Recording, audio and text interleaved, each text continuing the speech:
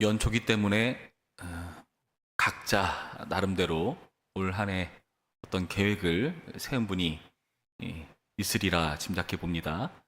교회 자체적으로 하는, 전체적으로 하는 성경 필사도 그렇고요. 개인적으로 나는 올 한 해 성경을 한번 읽어보겠다라던가, 기도를 많이 해보겠다라던가, 아니면 전도를 한 명 해보겠다던가, 이런 여러 가지 계획들이 있을 수 있습니다. 그런데 과거를 돌아봤을 때 과연 내가 작정하고 계획한 것들이 잘 이루어졌는가? 저 같은 경우는 그렇습니다. 제가 초등학교 시절을 생각해 보면은 그 당시 방학만 되면 꼭 생활 계획표라는 걸 세우라고 하더라고요. 그래서 열심히 생활 계획표를 만들었습니다. 그 계획표 만드는 것도 꽤 오래 걸려요. 나름대로 예쁘게 색칠도 해야 되고, 컴퍼스나 작아지고 반듯하게 그어야 되고, 열심히 구상해서 짜고, 엄마한테 얘기하면은 이렇게 노는 시간이 많냐, 공부하는 시간을 늘려라 라던가, 여러 가지 타협을 하면서 힘들게 짜지 않습니까? 저는 그 계획표를 짜고 단 한 번도 지켜본 적이 없습니다. 작심 3일도 아니고 바로 안 지키더라고요.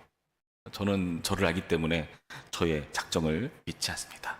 오직 은혜로 이 자리에 있을 뿐입니다. 여러분 어떻습니까? 여러분의 작정은 제대로 이루어지고 있습니까? 엄청난 의지력을 동원해서, 엄청난 각오를 동원해서 할까 말까 하는 그런 나의 작정들. 오늘 본문에 나타난 고린도 교회도 마찬가지였습니다. 6절 말씀 보시면 바울은 고린도 교회에게 이렇게 말하고 있습니다. 그러므로 우리가 디도를 권하여 그가 이미 너희 가운데서 시작하였은즉 이 은혜를 그대로 성취하게 하라 하였노라. 디도를 통해서 뭔가를 시작하게 했었는데요. 그게 흐지부지 된 걸로 예측이 되죠. 그래서 그것을 성취하라 권고하고 있죠. 10절 말씀 봅니다. 10절 말씀에 이렇게 나와 있습니다. 이 일에 관하여 나의 뜻을 알리노니 이 일은 너희에게 유익함이라. 너희가 1년 전에 행하기를 먼저 시작할 뿐 아니라 원하기도 하였은즉 이제는 하던 일을 성취할지니 마음에 원하던 것과 같이 완성하되 있는 대로 하라. 할 마음만 있으면 있는 대로 받으실 터이요 없는 것은 받지 아니하시리라. 그러니까 여기서 1년 전이라 되어 있는데 작년이란 표현입니다. 그러니까 작년에 나름대로 마음의 원을 가지고 작정한 게 있다는 거예요. 시작했다는 거예요. 호기롭게 말이죠. 그러나 그 끝은 흐지부지했다. 그것은 무엇인가? 아까 6절 말씀에 봤듯이 이것을 은혜라고 표현하는데, 오늘 본문을 자세히 보시면 이 은혜는 바로 연보를 말합니다. 그러니까 교회에서 자체적으로 모금을 해서 예루살렘 교회를 돕고자 그 모금한 걸 보내려고 제가 얼마 전에 좀 됐죠. 고린도전서 마지막쯤에 한번 설교를 했던 기억이 있습니다. 그런 식으로 연보를 작정하고 시작한 것을 끝마쳐라 라고 권고하고 있습니다. 그러면서 이 연보를 잘했던 모범 사례를 하나 제시해주고 있습니다. 바로 어디인가? 마게도냐 교회들입니다. 1절 말씀 볼까요? 형제들아, 하나님께서 마게도냐 교회들에게 주신 은혜를 우리가 너에게 알리노니 환난의 많은 시련 가운데서 그들의 넘치는 기쁨과 극심한 가난이 그들의 풍성한 연보를 넘치도록 하게 하였느니라. 여러분, 작정을 한 걸 왜 지키기 어렵습니까? 나의 의지 문제이기도 하지만 우리가 뭔가를 하려고 하면 끝없이 방해하는 뭔가가 생기잖아요. 우리가 뭔가 영적인 걸 시도하려고 하면 사탄의 방해가 얼마나 심합니까? 마찬가지입니다. 여기 나타난 마게도냐 교회도 뭔가 이 연보를 하는 게 쉽지 않았어요. 그게 무엇으로 나타나는가? 환난의 많은 시련 가운데서 극심한 가난이. 여러분 어떻습니까? 지금 사도 바울이 마게도냐를 이렇게 소개해주고 있어요. 알려주고 있어요. 그런데 이렇게 어려운 환난과 가난이 있었다 밝혀줍니다. 그럼에도 불구하고 그의 기쁨과 연보는 넘쳐났다. 더 놀라운 건 무엇입니까? 3절 말씀 볼까요? 내가 증언하노니, 이번에는 증언한다고 말합니다. 그들이 힘대로 할 뿐 아니라 힘에 지나도록 자원하여, 그러니까 넘치도록 자원한 겁니다. 그냥 자원이 아니에요. 그 자원이 과잉된 상태입니다. 4절 말씀, 이 은혜와 성도 섬기는 일에 참여함에 대하여 우리에게 간절히 구하니, 그러니까 연보로 성도를 섬기는 일에 참여하는데요, 뭐라고 말했죠? 간절히 구했다. 그러니까 무슨 말입니까? 억지로 권하지 않았다는 뜻이에요. 너네는 지금 힘들잖아. 형편어렵잖아. 너네 지금 장난 아니잖아. 너무 가난하잖아. 그러니까 좀 괜찮아. 마음만 받을게. 이럴 수 있는 건데 그럼에도 불구하고 아니다. 우리는 꼭 해야겠다라고 참여를 강구했다. 밝혀주고 있습니다. 여러분, 이 마게도냐 교회들 대단하지 않습니까? 어떻게 이 마게도냐 교회들이 이렇게 열심히 은혜의 모범을 보일 수가 있었겠습니까? 여러분, 그걸 밝혀주는 성경 구절입니다. 우리 1절 말씀을 다시 자세히 볼까요? 1절 말씀 보시면 이렇게 분명히 나와 있습니다. 형제들아, 하나님께서 마게도냐 교회들에게 주신 은혜를 우리가 너희에게 알리노니. 뭐로 되어 있습니까? 하나님께서 주신 은혜다. 마게도냐는요, 사실 외적으로 봤을 때 하나님이 주셨다고 할 만한 것이 딱히 드러나지 않는 교회처럼 보이지 않습니까? 환난, 가난, 연보의 정말 최악의 조건이 아닙니까? 그럼에도 불구하고 이렇게 연보할 수 있었던 이유, 그것도 기쁨으로 넘치도록 자원할 수 있었던 이유, 바로 하나님께서 주신 은혜라고 밝혀주고 있습니다. 여러분, 그 은혜는 무엇일까요? 그 은혜는 8절과 9절 말씀을 자세히 보시면 밝혀져 있는데요. 우리 9절 말씀 봅니다. 9절 말씀 이렇게 되어 있습니다. 우리 주 예수 그리스도의 은혜를 너희가 알거니와 부유하신 이로써 너희를 위하여 가난하게 되심은 그의 가난함으로 말미암아 너희를 부유하게 하려 하심이라. 고린도 교회에게 주는 말씀이에요. 하나님이 부유하신 분이신데 그 예수께서 가난하게 되신 건 너희 고린도 교회를 부유하게 하시기 위해서다. 여러분, 이 원리가 고스란히 마게도냐 교회들에게 적용되었던 겁니다. 마게도냐 교회들은요, 예수 그리스도에게서 주신 은혜가 너무나 컸기 때문에 그에 대한 반응으로 자신을 다 드려도 모자라고 성에 차지 않는 그 예수 그리스도의 부유하신 은혜를 아는 자이기 때문에 이렇게 할 수 있었다고 고백합니다. 여러분, 올 한 해 무언가를 계획하셨습니까? 작정하셨습니까? 여러분의 의지 믿지 마시기 바랍니다. 뭘 의지해야 됩니까? 예수 그리스도의 은혜가 필요합니다. 은혜를 붙잡아야 할 수 있는 겁니다. 여러분, 그런데요, 이렇게 은혜 받은 건 마게도냐는 외적으로도 별로 이렇게 보이는 게 없어요.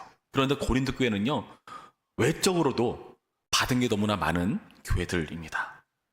7절 말씀 이렇게 되어 있습니다. 7절 말씀, 오직 너희는 믿음과 말과 지식과 모든 간절함과 우리를 사랑하는 이 모든 일에 풍성한 것 같이 이 은혜도 풍성하게 할지라. 뭐라 되어 있죠?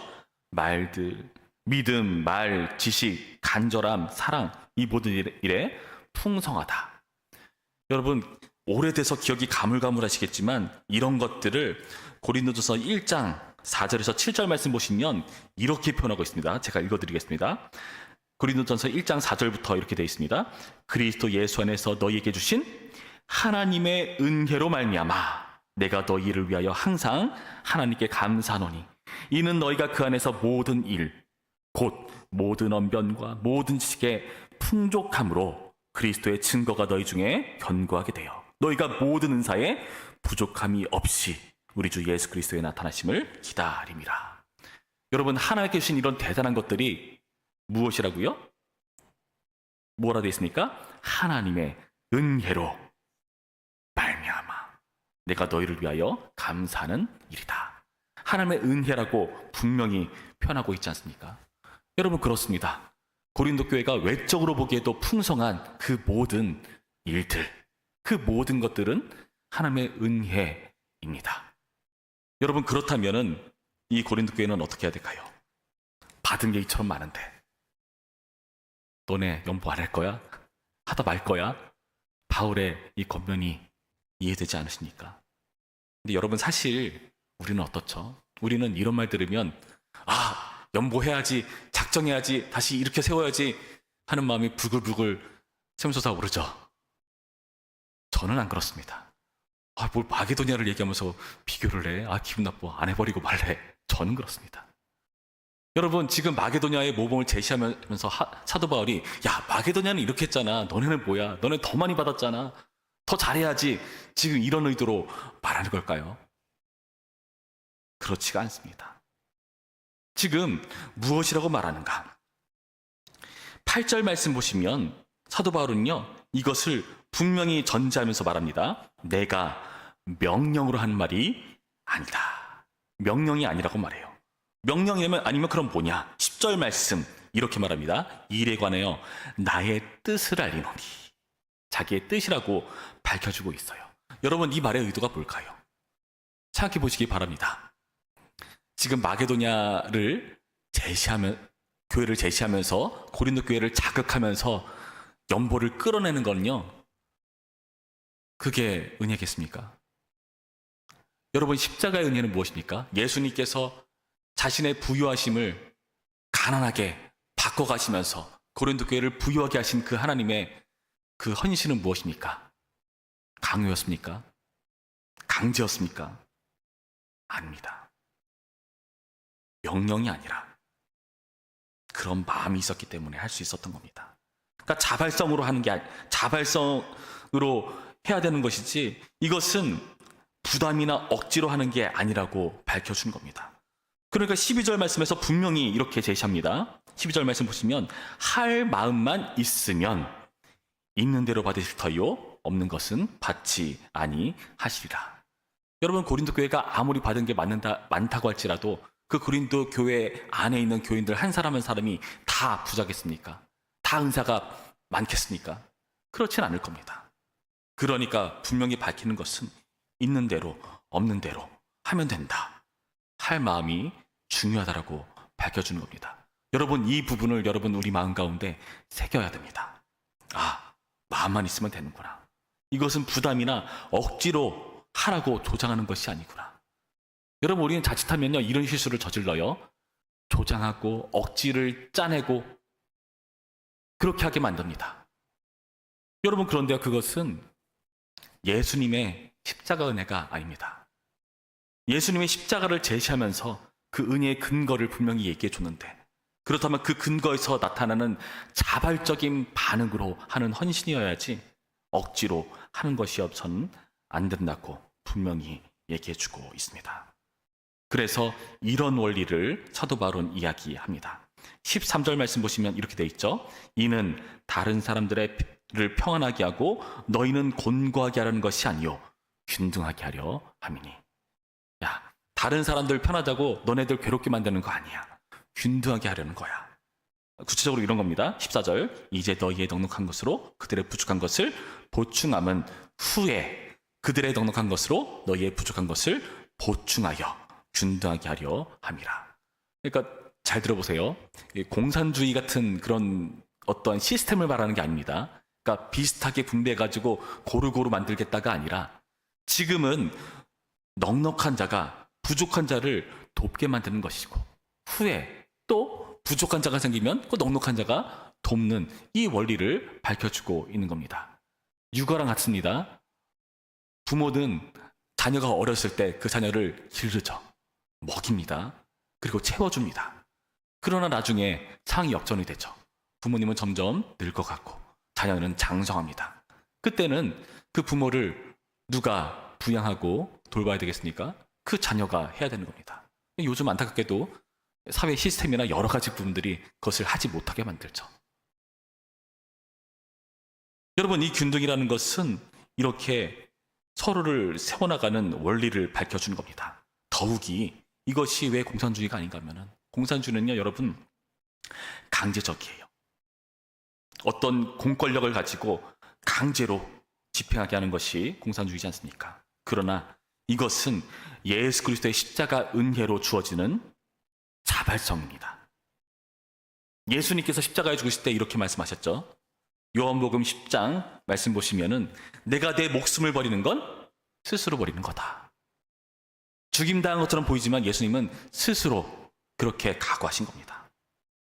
그리고 나중에 고린도후서 9장 7절쯤 가시면은 이렇게 표현하십니다. 즐겨내는 자를 사랑하신다. 즐겨내는 자를 사랑하신다. 즐겨낸다는 게 뭘까요? 마음의 자발성으로 참여하는 것을 즐겨내는 것을 바랍니다. 여러분, 그러니까요, 여러분이 헌금 문제에 있어서 여러분이 자발성을 여러분 꼭 뺏기지 말고 하시기 바랍니다. 여러분, 저는 과거에 20대 혈기왕성하던 시절에 부흥회를 통해서 굉장히 불쾌한 메시지를 들었습니다. 아주 노골적으로 강사 목사님께서 헌금을 강요하셨어요. 물론 헌금 필요한 거 당연히 해야 되는 거죠. 그렇습니다. 이것은 교인으로서 당연한 의무이기도 합니다. 그런데 너무 노골적으로 말하는 게 저는 좀 불쾌했습니다. 그래서 하필이면 당시 그때 제가 굉장히 사정이 좋지가 않았습니다. 지갑을 보니까 지폐로 5,000원도 안 되는 금액이 있었습니다. 그게 제 전 재산이었어요. 나가면서 그냥 헌금함에 홧김에 확 던져버리고 나왔습니다. 여러분, 그게 헌금일까요? 제가 돌아보건대 즐겨낸 건 아닙니다. 강요였죠. 불편함이었죠. 불쾌함이었죠. 저의 화를 표출한 것이었습니다. 그러나 그런 게 아니라 예수님께서 우리를 자발적으로 십자가 달려 죽으시고 사랑하시고 구원하셨듯이 우리에게 그런 자발성을 요구하시는 겁니다. 경제적으로 어려우십니까? 과하게 내라는 말 하는 것이 아닙니다. 오늘 말씀 뭐죠? 마음만 있으면 됩니다. 과부의 두렛돈이 왜 전부를 드린 것이겠습니까? 외적인 수치를 말하는 것이 아니잖아요. 있으면 있는 대로, 없으면 없는 대로 여러분이 예수님께 받은 은혜를 자발적으로 표현하시면 되는 겁니다. 그래서 11조도 꾸준히 할 수 있는 거고요. 수치로 보면 부끄러운 금액입니까? 그러나 꾸준할 수가 있습니다. 하나님이 보시는 거죠. 사람을 보는 것이 아닙니다. 여러분, 이 원리를 기억하셔야 됩니다. 여러분, 우리는요, 복의 근원입니다.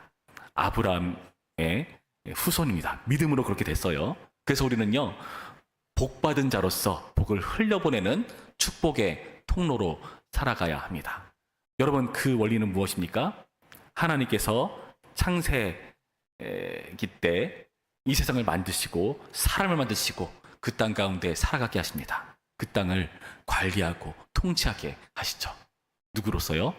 하나님의 형상과 모양을 그대로 빼다 박은 하나님의 아들로서, 자녀로서 하는 겁니다. 그래서 사람들이 봤을 때 그 사람을 보면요, 하나님을 보는 겁니다. 여러분, 이것이 바로 복의 근원입니다. 누군가 나를 봤을 때 나의 모습을 보면 하나님이 보이는 역할이에요. 여러분, 우리는 이런 복의 근원으로서, 하나님의 자녀로서, 하나님의 형상으로서의 정체성을 놓치면 안 됩니다. 내가 있는 그 자리에서 이런 연보의 은혜가 흘러가는 겁니다. 꼭 돈, 금액을 말하는 것만은 아닙니다. 여러분이 가진 은사로 그렇게 하는 겁니다. 그것이 바로 공교회입니다. 하나의 교회입니다. 우리 부천평화교회만이 아니라 교회는 하나죠. 또 다른 교회가 어려울 때 우리가 도울 수 있는 거고요. 우리 교회가 어려울 때 또 다른 교회가 돕는 것. 말도 좀 이상하네요. 하나의 교회인데 말이죠. 여러분, 이 원리를 기억하시면서 예수님께서 우리 가운데 주신 자발적인 은혜를 여러분 마음껏 표출하시고 감사하는 오늘의 말씀기를 주님의 이름으로 축원합니다. 기도하겠습니다.